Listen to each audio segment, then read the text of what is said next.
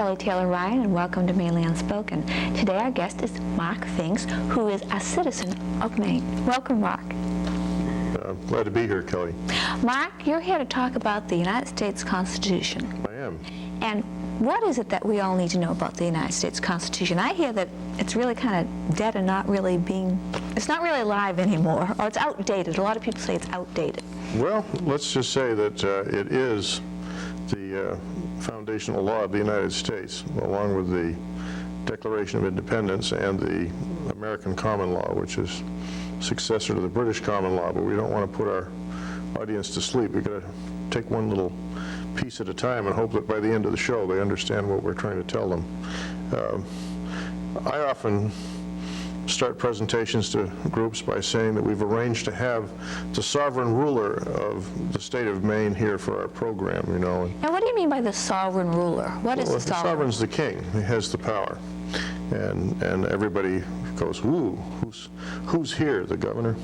And I say, no, if you just look left and right, the people who are here are the sovereign rulers of their state and nation. So the people of Maine are the rulers of Maine, not the governor. Is that what you're saying? That is correct. We have what is called a representative form of government, meaning that people who volunteer themselves for public office, we don't drive them in there with a stick, we let them volunteer, submit themselves to the voters, winner take all basically, get the opportunity to act in a representative capacity for a finite length of time. Mm-hmm. And while they're doing that, they're supposed to obey the foundational laws of the country. Supposed to obey. Supposed to obey. They don't always do that, but they're supposed to. And the whole concept is that when, for example, we had our War of Independence from England, King George had the sovereign power. He was the King of England. And what we did in our Declaration of Independence is declare that we were separating from that power and basically assuming the powers that the king had held. So we now have the king's power. Yes, exactly. Over ourselves. Exactly. And if you had a monarch who only sat on his throne and never said or did anything, he wouldn't have a lot of respect from anybody. And that's what I always ask people. We'll ask our audience today through the magic of cable television, exactly what do you do with this power that you have? You know, what do you say?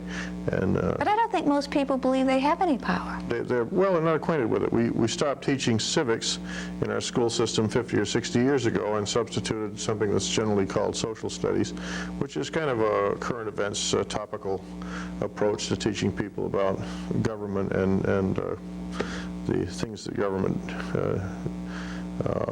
perform, you know, governments perform.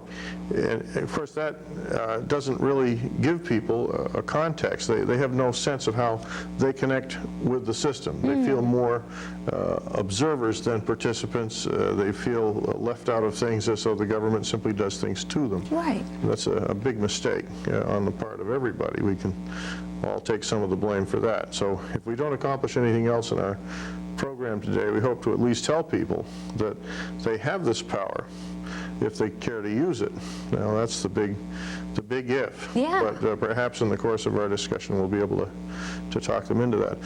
If you look at the history of the United States and what life was like under the King of England when we were colonies of England, it's pretty clear from the wording of the Declaration of Independence what the problems were. And we had a lot of problems. We were being heavily taxed by the Crown. Our money was being basically taken back to England. All the real sterling silver coinage that could be of use back home was being taken out of the colonies, and colonists were trying to get along using paper script, which didn't work very well. Businesses were failing left and right. They were having... The Crown was preventing the colonists from being wealthy and successful. Sure. They were making them slaves. Exactly. More serfs than the serfs over in feudal England, even though the Magna Carta said very clearly that the noble freemen of England had a lot of unalienable rights. Those had been forced from King John back at Runnymede in the 1200s. Now, what do you mean by unalienable rights? Or unalienable? Yeah, not alienable, meaning no one can separate or alienate you from your rights. And what are our rights? Well, the ones that we should think of first are the ones that are very clearly evident in the Declaration of Independence and the Constitution of the United States. People are using the term liberty a lot. So this is a free country, they say. And there are a couple of words that especially apply. You want to look at liberty and what it means, and freedom and what it means. Liberty is the unalienable power to choose. If a person truly has liberty, then without force or coercion, he can choose someone to represent him in an election. He can choose to go into a certain business. He can choose to go into a different business. He has freedom to buy and sell at arm's length, not a coerced transaction, but one that he's freely entering into because it's advantageous to him. That's what liberty is. Make their own decisions. The power of choice. Liberty is the unalienable power of choice. Freedom, on the other hand, is the state or quality of being free. Now, in order to be free, meaning without restraint of somebody who's trying to tyrannize you. If you had no restraints of morality, you'd be kind of a crazy person. But the best definition of freedom would be the one that makes sense to most people, that you can go about your business in a completely unrestrained way. Why? Because you're doing an honest day's work for an honest day's pay. You treat your family the right way. You treat society the right way. You're basically living the golden rule, if you want to look at it that way. And that's a state that must be achieved. You have to use your powers of free choice to make the right choices. If you make the wrong choices and you damage somebody, or you do something that is clearly wrong, then there are consequences. If you injure somebody, then there's a consequence.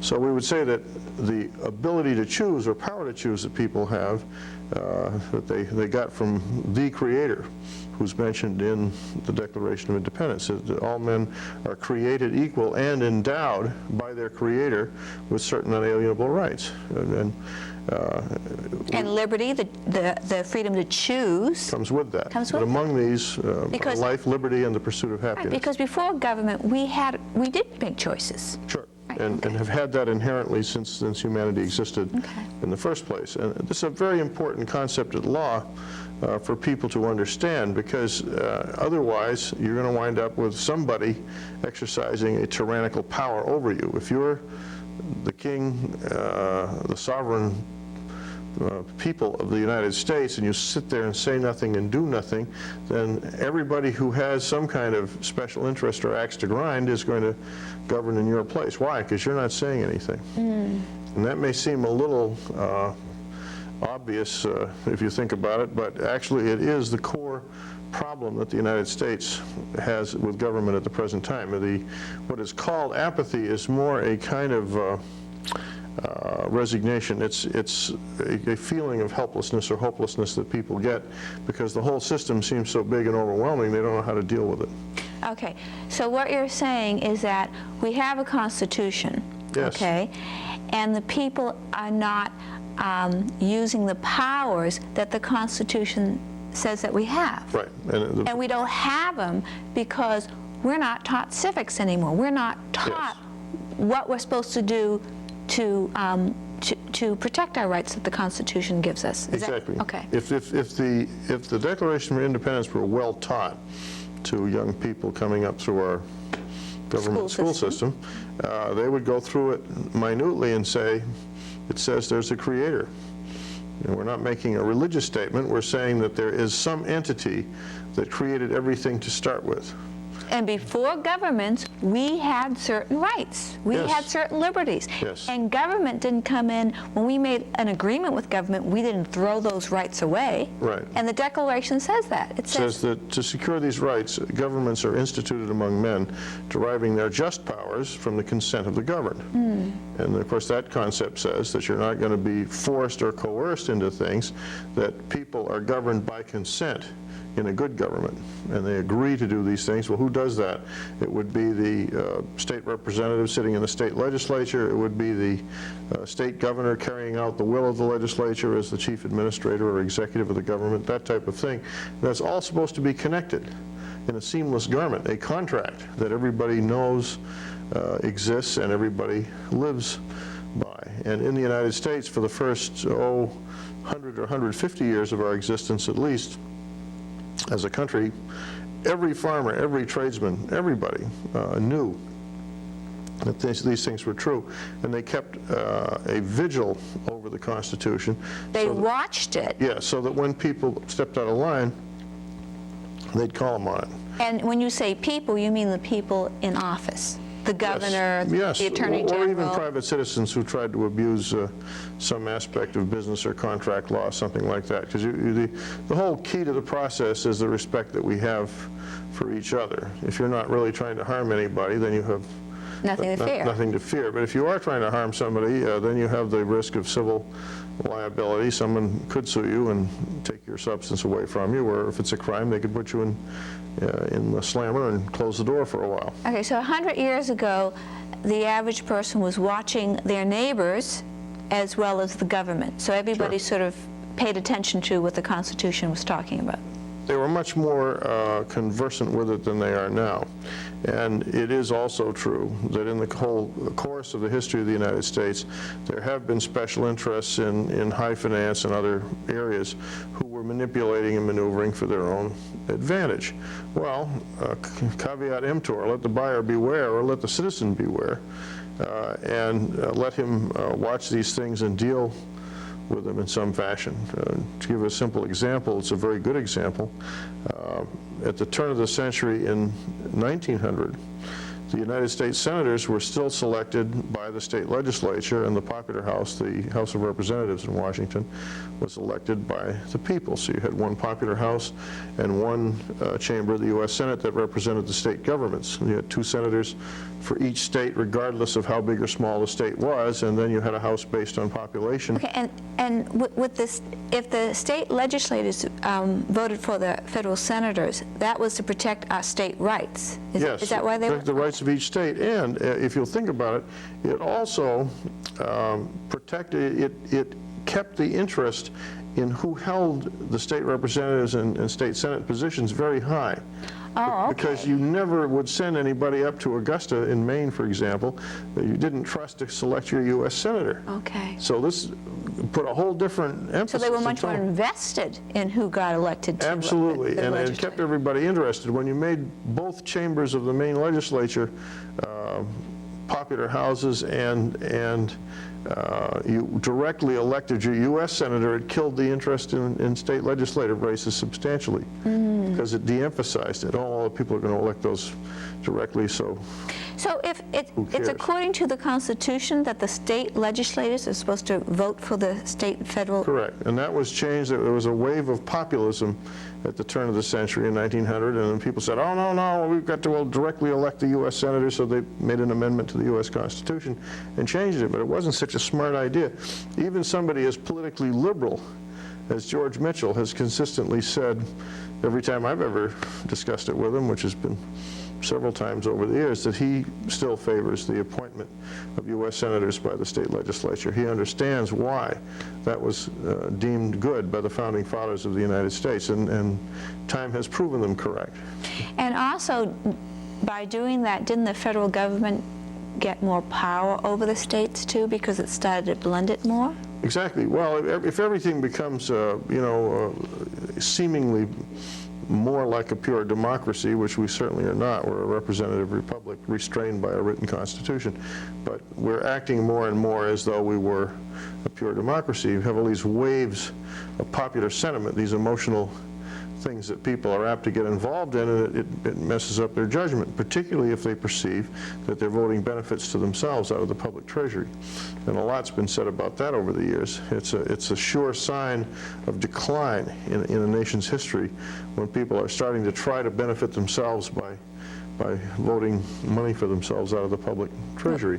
Well, that's what Congress does all the time. Oh, sure. Well, we're doing it in a major way today, and with predictable and horrible results, because the whole idea of a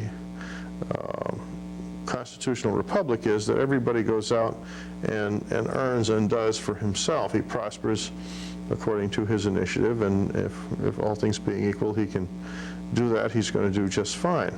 And that's the history of the United States for the period of time when it was operating as a free enterprise entity, when people had freedom of enterprise and they could be rewarded according to their hard work and diligence. In 1900 and subsequently, we had a very active and aggressive effort to introduce socialism into the day-to-day operations of our government. But isn't that against the Constitution?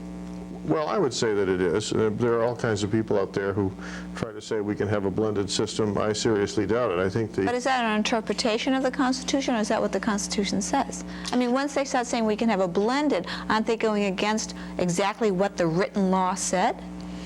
It's been tested a whole bunch of times, and many of the aspects of the socialistic thinking were thrown out initially and then reinstated in various ways. It seems to be something that people have almost accepted without realizing it. I'll give a good example, probably the most familiar example to the average person. Franklin Roosevelt said that Social Security was a so-called great experiment. And we would say, experiment in what? What were you experimenting with? And what they were experimenting with was the actual citizenship or legal standing of the people participating in Social Security. They were actually shifting them from the American common law, this is successor to the British common law, into a merchant equity jurisdiction which had to do with insurance, because Social Security is a program of insurance run by the government. And that shifted in what was initially a subtle way, the standing that Americans had with their own government. Now they were paying a kind of insurance, a social insurance premium, and supposedly getting something out at the retirement years of their life and so forth. But that's actually one of the fundamental socialistic ideas, that you're not going to do this in the sense of having people invest in an annuity or something. You're going to take money coming in and give it to people, and it's going to be a transfer payment, and it will be given proportionally to their income, and all kinds of other things will happen. And a lot of the socialistic thinking, which Roosevelt patterned after the British system of socialism, the Fabian socialism of England,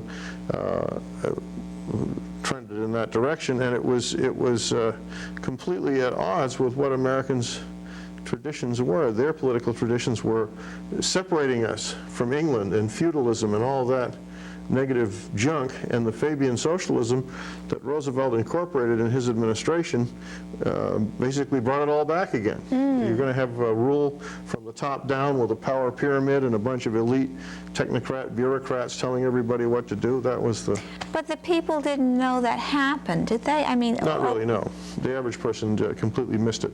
And really, to do justice to our topic in this segment, we need to stay with the Constitution and pick up the other stuff later on, if people will indulge us and bear with us. But the concept that the founders of this country had was truly magnificent, in that they saw the necessity to have government, and the Declaration of Independence refers to that, and the Constitution constitutes what the Declaration declared. The Declaration declared unalienable rights that were given by the Creator, not by any human being, and then said, we have declared this, and we're going to separate from England in order to establish a government. And protect those rights. Protect those rights. So under the Articles of Confederation, we darn near went broke, and the country almost failed. Within 3 or 4 years of, quote, winning the war for independence in 1783, the country's money, the continental currency, was not honored anywhere by anybody. It had a statement on the paper that said it was worth silver dollars, but there were no silver dollars to back it up, so we were in serious trouble. And Washington was writing confidentially to his friends saying, I fear we're going to collapse as a country unless a constitution might save us. So they had a convention in 1787, and they had developed and ratified the Constitution by 1789. Within a couple of years, Washington was writing to his friends saying how wonderful that in just a couple of years our credit has been reestablished worldwide, and the country has been saved. What was the difference between the Articles of Confederation and the written Constitution that saved our monetary policy?